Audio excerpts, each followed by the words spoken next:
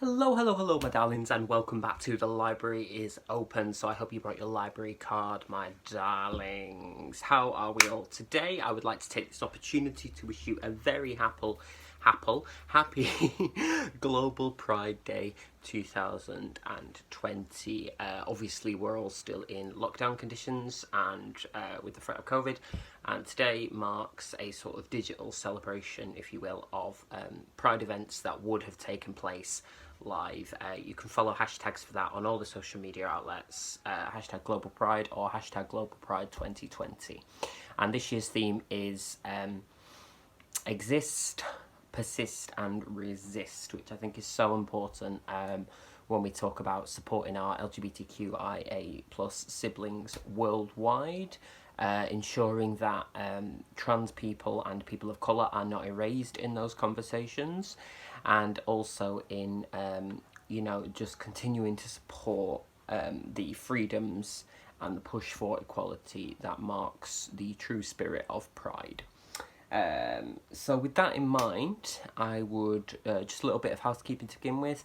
I'm persisting, as we should all be, in continuing to educate myself in the Black Lives Matter movement to ensure that it remains a movement, not a moment, which is really important. So as per the some links to petitions, education resources will be posted in a pinned comment down below.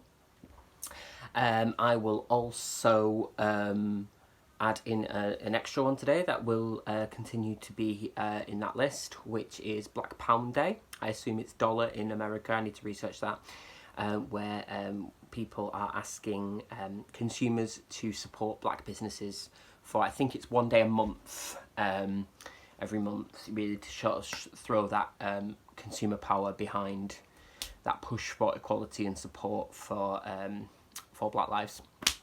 So with that in mind, I have some links to vegan, black-owned businesses below. There's one for beauty, makeup, hair, so on and so forth, which is important for, people who use those products, including my good self, in drag. And there's also one for food businesses and more, sort of general ones. I will look also for links to US ones, but obviously if you want to find that information and you're in a different country entirely, I recommend Googling black-owned vegan business, and then the name of where you're located. And to be fair to the internet, there's a lot of those lists going around, so you should be able to find something.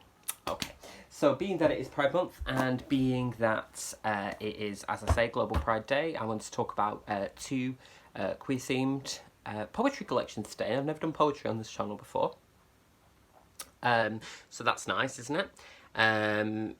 So these are two new poetry collections that have come out. I will also link, because I am aware that both of these are, to the best of my knowledge, cis, gay or bisexual male poetry collections, but I will also have a list in the description to LGBTQI books that are more, intersectional across that scale. It just so happens that these both came out at this time, and that's why I'm talking about them today. But I do want to make really clear that LGBTQIA does not just mean G, and does not just mean white G. Okay, just so we're all clear on that. Okay, so the first one is actually, there's a little bit of a story behind this. This is a collection called Not Normal Anymore by, I believe the correct pronunciation is Sean Lìonadh. If I'm wrong, I vehemently apologise. I have done a bit of Googling and tried to find out the correct pronunciation, so if I'm wrong, I do apologise. But that's what it looks like, and this collection is actually available from Sean's website. Now, I received this as a gift, actually. I wanted to say PR then, but it's not PR.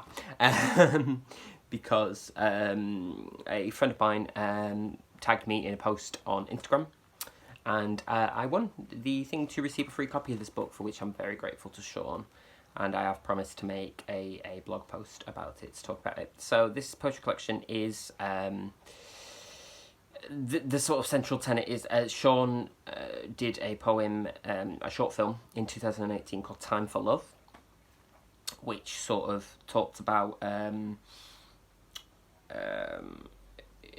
his experience of being in public and showing affection as a queer identifying person, and you know, sort of drawing on that pantheon of when are we able to be visually and noticeably and publicly queer. So that sort of sits in the middle of the collection alongside the TED Talk that Sean gave, explaining more about ideas around shame and pride, based on there's a book called The Velvet Rage, which is an American sort of self-help psychological book for queer men specifically, I believe, that sort of talks about the idea of being raised with shame around sexuality and identity and so on and so forth, and how that manifests throughout life, and also intersects with other elements of shame, because, you know, I think if the current movement and momentum has shown us anything, it's that, you know, we don't live, as has been famously said, single issue lives, we live intersectional lives. So on the back the quote is, "Innocence never goes quietly." So this is a sort of collection about, I guess, about innocence. So the poems in here are grouped into 4 categories: losing, lost, finding and found. And they are very much about elements that make up a life in which one grows into one's sexuality and personal identity. There's really great bits of personal confession, and also reflections on things that happen in life, particularly talking about sort of male affection and how men relate to one another, and you know, what the impact of you know, very sort of rigid codes about behaviours have to do with that, and how they can negatively impact men, and queer men in particular, from being able to relate to one another in a healthy way. There's a beautiful poem called Ethan, which is about, this is quite near the end, about Sean describes as my dad's ex-wife's toddler, who tells him he loves him out of the blue, and he sort of talks about how freely this little boy is able to express that love and affection without second thought, and how the system that we currently live in and the society will make that more difficult the older he gets. And I think that's a really beautiful thing to mark. There's a lovely poem in here as well that I really enjoyed called Tiny Sounds, where Sean talks about, he says, I started to make tiny sounds that leaked out of my mouth even when there were others around. And I sort of, in my head, that sort of conceptualised itself as the idea of hiding an identity, or maybe not even that macro, maybe even just hiding elements of oneself, and how eventually they leak out, and it's about how we deal with that. I'm trying to just go through and see the things that I marked in this book as being really sort of poignant and spoke to me, and it's most of them, because the great thing about this poetry collection is that it feels very much of itself, in the sense that it builds on what it introduces, not in a sort of quite heavy-handed, you know, overly thematic way, but in a way that allows the reader to make the connections and draw it all together. I think this is a great read for not only queer identifying men in particular, but also queers in general, but also for people who want to sort of understand what it means on a conceptual level and an embodied level as well. So I really want to thank Sean for letting me have a copy of this. Very much recommend it. It is available on his website. I'm not aware that it's available anywhere else, and I think if possible we should try and, particularly this being Pride Month, we should try and support LGBTQIA creators. So I'm going to link to his website below. But this was a delight. It's really easy to read, which is not a comment on the fact that it actually contains a lot of complexity. I'm also going to link the Time for Love video that he made, that received a lot of media attention at the time on the BBC, below, and if I can find it, his TED Talk as well about gay shame, because I think it really speaks to a kind of universal truth that is important. So definitely recommend this. Support creators. The second book I want to talk about, there are some overlapping themes in this, although this, I would call this collection sort of more esoteric in a sense, I suppose. Oh, sorry, I've not featured my coffee cup yet. Teacup, smack my hand. The Return of the Teacup. This is a book that was recommended to me by most of Instagram, apparently. Just scrolling through, but also Simon at Savage Reads, who is amazing.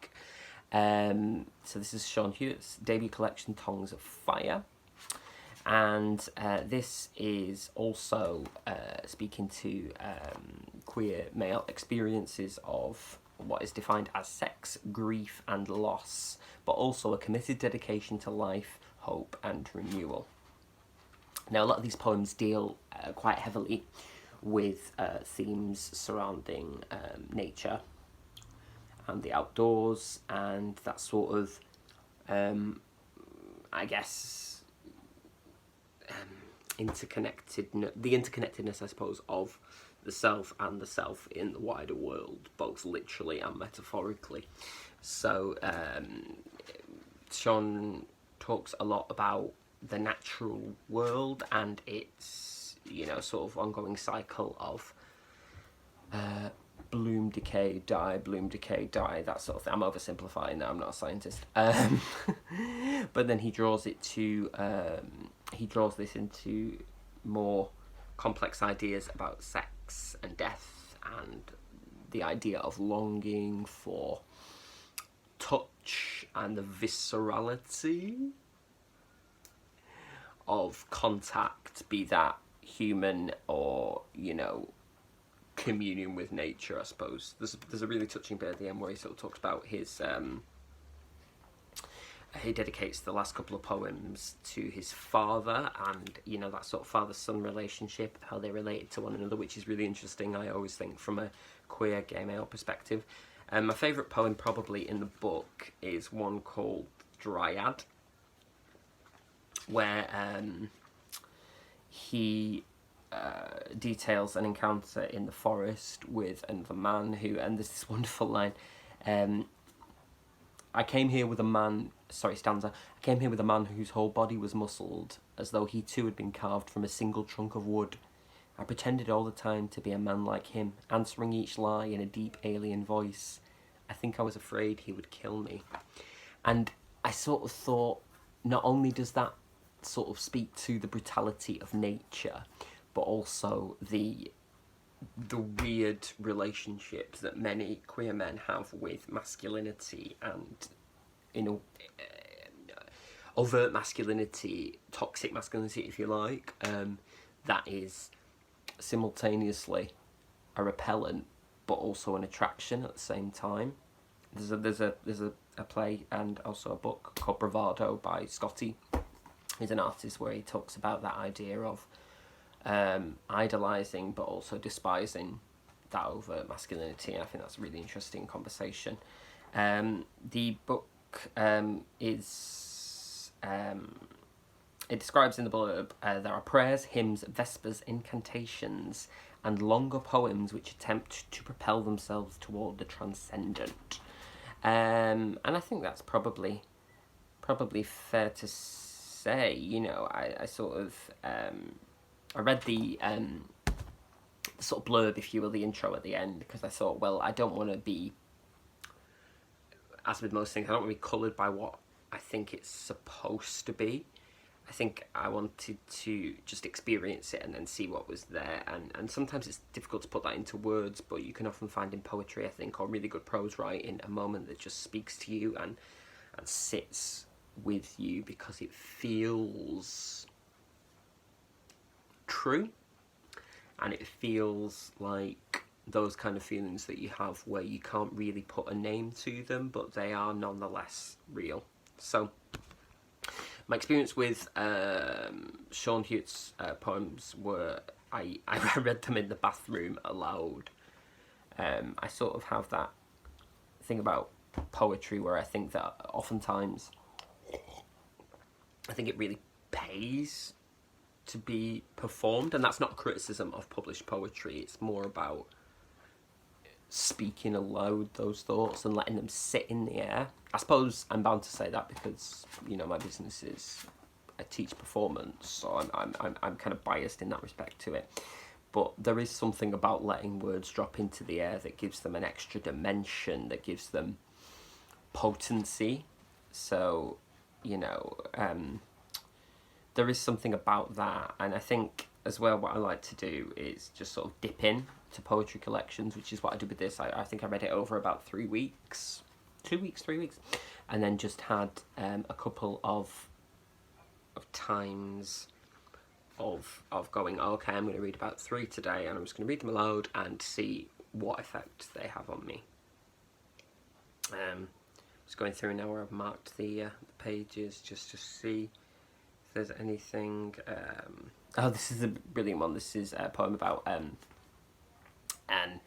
Irish Iron Age bog body that was found, and Sean sort of imagines the you know, the sort of responses to that, and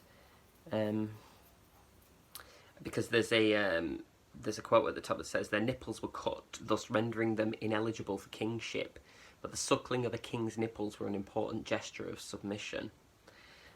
And he sort of says, no place to leave a man alone, and under each nipple a deep incision, blade wide. Even then they needed boys like me to leave power in our wake, to dip our heads and take to the soft pink mound. And I thought that's really sort of erotic, but also really quite beautiful and innocent, isn't it, in a way? That sort of, I suppose it draws up those ideas about, you know, birth and the suckling of, you know, if you're breastfed, of the mother's breast, and what that sort of looks like in a non-parent-child relationship, but also as a metaphor for what that communion between bodies does, you know. So, yeah, if you are a fan of poetry and you do want to support LGBTQ writers, I would definitely recommend both of these for different reasons. This one, Sean's book, is definitely very sort of snapshots of a life of innocence lost, found, so on and so forth, and you can sort of, for me, I could read and read and read and read and build up a picture, whereas I think the other Sean is a dip in and out collection and just savour the beauty of the words and that sort of strong link to the natural world and the ideas of innate sexuality and how that's expressed. So they are my thoughts for Global Pride Day 2020, and the details, as always, are below. So thanks for tuning in. It's actually quite difficult to talk about poetry, I just realised, without quoting sort of verbatim, which I don't want to do because it's not really my words. But I hope that there's something in there that, you know, you either thought, interesting, or not. Either way, thank you very kindly for watching. As I mentioned at the start of the video, don't forget to check out those links below in the pinned comment. The reason I have to keep pinning the Black Lives Matter comments is that the YouTube studio won't allow me to list all the links in the description. I don't know why. I hope that's just an oversight or a sort of technological misfire. But either way, they are in the pinned comment. Do support other LGBTQIA writers. As I said, there will be a list in the description. Go check out Sean's book. The other Sean's book is available widely from book distributors, but I think let's support this one on his website. And yes, so thank you very kindly. Do drop in how you're celebrating Global Pride and what you're reading at the moment. Are you having themed reads? Are you, you know, is that a consideration for you, or do you just read whatever you fancy at the time? Either is fine, of course, just interested. Take care, my darlings. Lots of love. Black Lives Matter, always. And happy Global Pride 2020. Much love and see you soon. Oh, super quick PS from me, I forgot to mention this. I had a list and everything. In honour of Pride Month and Global Pride 2020, I recently wrote a new monologue as part of Car Crash Theatre Productions Digital Content Festival Stonewall 2020. My piece is called And March and is performed by the fantastic actor James Markham and directed by Mike Plunkett, and I will leave a link to that video below should you wish to watch it. Alright, lots of love.